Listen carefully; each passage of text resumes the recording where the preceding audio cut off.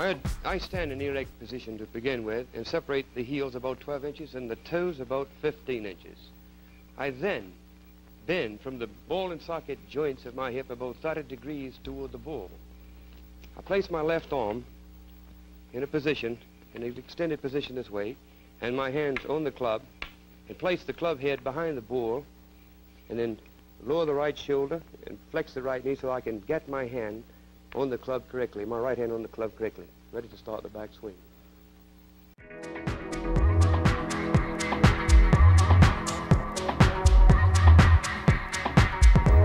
Yes, I use the standard overlap grip.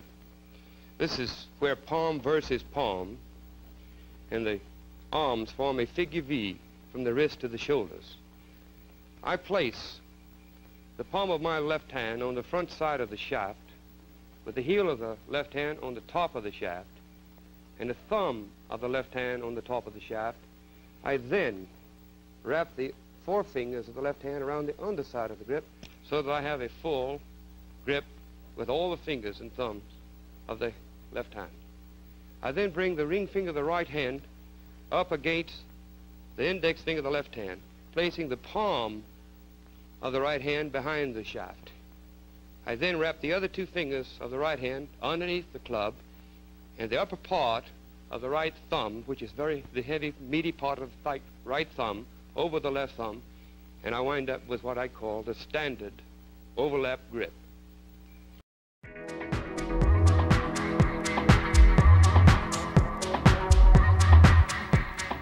I start the backswing by a coordinated action of these members of my body. I extend the right knee and I flex the left knee. I'm going to turn to the side so you can see the knee action. By flexing this left knee, that means it goes out. Pulling the right knee back, it sets up the axis on which the pivot is made. While I'm doing this, I rotate the left shoulder simultaneously underneath the chin between the neck and the ball so that it's turned about 90 degrees. This puts me in a position so that I can turn the left side, wind up the big muscles of the back, and get the greatest amount of potential power that you can out of a swing. When you start this club, it's got to be a coordinated action of the body and the members, each member of the whole structure of the body, working together with the cocking of the hands, the only independent action in the golf swing.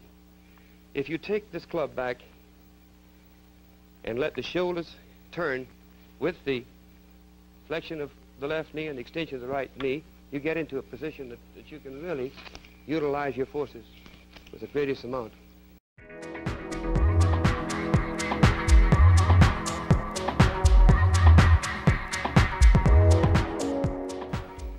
I start my wrist cocking in the lower part of the back swing. In other words, as I shift my weight here, my arms are moving with the shift of weight and the rotation of my shoulders, and I exert a pressure with the heel of the left hand and the index finger of the right hand just as I pass the right foot, which you'll see the hand starting to bend here. This allows the right elbow to fold in the extended arc of the left and causes my club to stay on the proper plane so that I can get into this particular position here.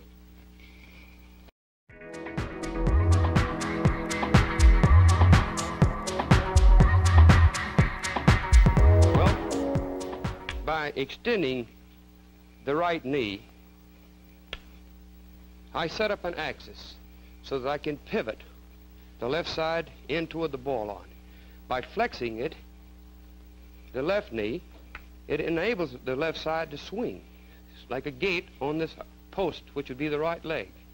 Now, when I get to the top of the backswing, you'll see that this right knee is flexed out like this. It gives me a big base to establish a balance with. Rotation of the shoulder into this position right here winds up the large muscle of the small of the back, so I can utilize those to create force with when I shift over to the left leg to start the downswing. If you maintain a steady position with the left arm like a figure 7, letting this be an axle about which this hub and this spoke rotates, you can time this thing correctly just by unfolding the things that folded on the backswing, you see. So my wrists are folding, my right elbow is folding, my left knee is folding, my right knee is straight, my left elbow is straight.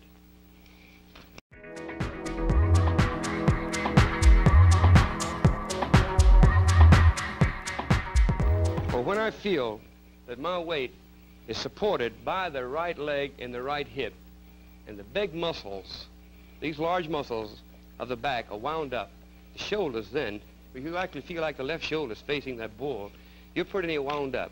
The hands will then be splitting a plane between the right ear and the right shoulder. So you get the full turn of the shoulders with the support of the legs in this way.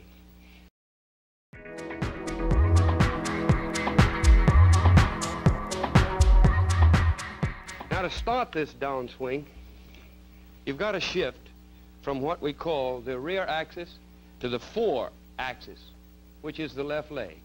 This initiates the downswing. This also is advancing the left arm. It is not a pull with the left arm, a drop down this way with the left arm. It is a shift. It starts the downswing. You shift to the left leg by extending the right ankle, flexing the right knee, stepping down on the left heel, drawing the left knee back into extension to set up the axis on which this pivot will be made in this manner. While you are doing this, your left shoulder is turning from a low position towards a high position. The right shoulder is turning from a high position to a low position on this transverse plane. That is the plane between the base of the neck and the ball. In other words, I don't want my shoulders to rock. And if you do it in this manner that I'm prescribing right here, your shoulders will operate like a wheel on an axle. Now watch this action here. I start this downswing by trying to raise my right heel, which forces my left hip outward and my weight down upon my left heel.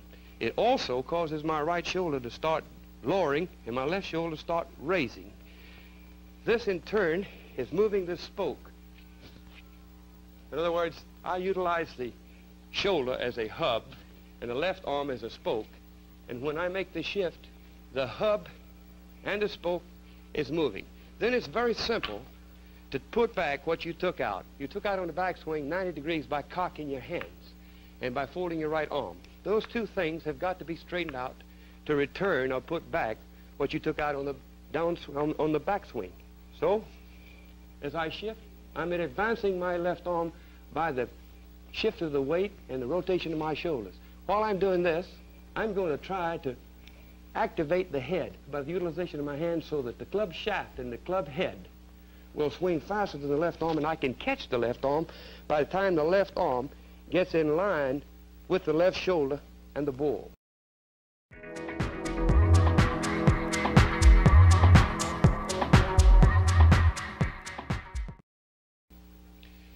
The shot with the rope attached from the left arm to the club will prove that the downswing does not start from a pull of the left arm to initiate the downswing.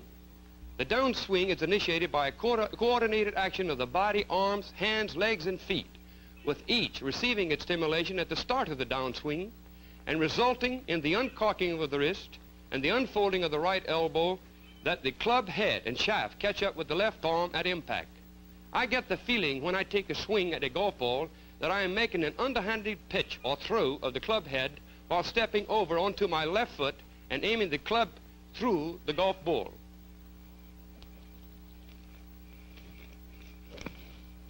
Exactly. Step and throw. Step and throw. Don't pull. Don't drop the left shoulder. Throw.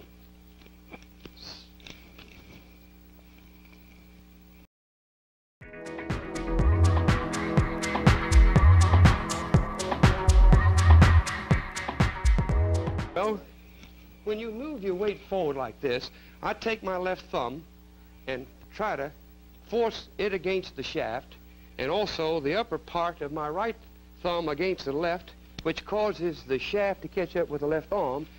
But there's one motion that you've got to do in conjunction with this. While you make this motion, it's like you have a knife and you got the edge pointing right at this ball. You come down with the edge. Before you get there, you turn the broadside of this knife into the back of that ball, which is done by actually controlling these two bones in the forearm by the pronatus and the supinatus muscles. In other words, not only do we have to control the plane that we are working on, but also the blade. This blade actually stays square to the points of the compass through which it moves. If I stood here like this, say this is the North Pole and this is the South Pole, if I rotate it to the East Pole, my hand is facing back here, so it isn't anything like it was when I started. It's 90 degrees removed.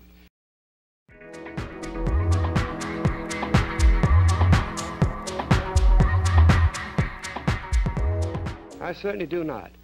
This is where I get the jump on almost anyone when I try to hit the ball. When I move my weight over here and my shoulders rotate in this manner, I give the club a throw so it will catch up. Your stimulus begins right here. Everything works as a unit with the hands trying to work faster than the arms so they can take up the slack that's in the bend of the wrist, or what we call the cock of the hand.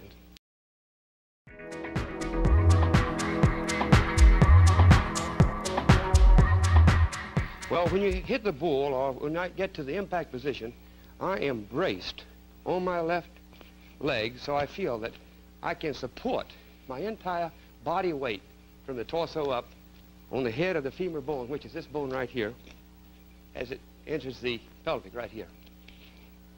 And my right knee is bent in, or flexed in, between the left knee and the ball, and I feel like I'm striking this ball off of the side of the right leg and right hip, with my arms not tucked into my body, but extended.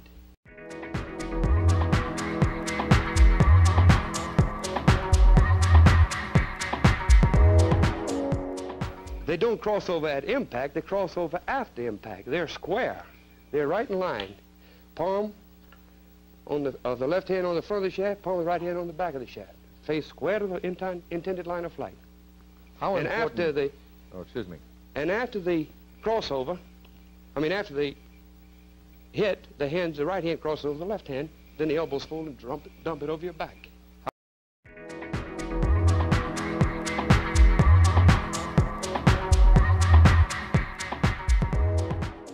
Actually, a person should try swinging until they can swing without thinking of all the component parts. It's got to be a trained reflex action. In other words, like you walk, you don't think of all the component parts of your body to walk. You shouldn't think of all the component parts when you're playing golf. You must decide what club you're going to use, get up and make your measurements, draw back and swing it, the tempo that you determined before you made the swing. It's a case of practice, continued practice. Then. Must be, see.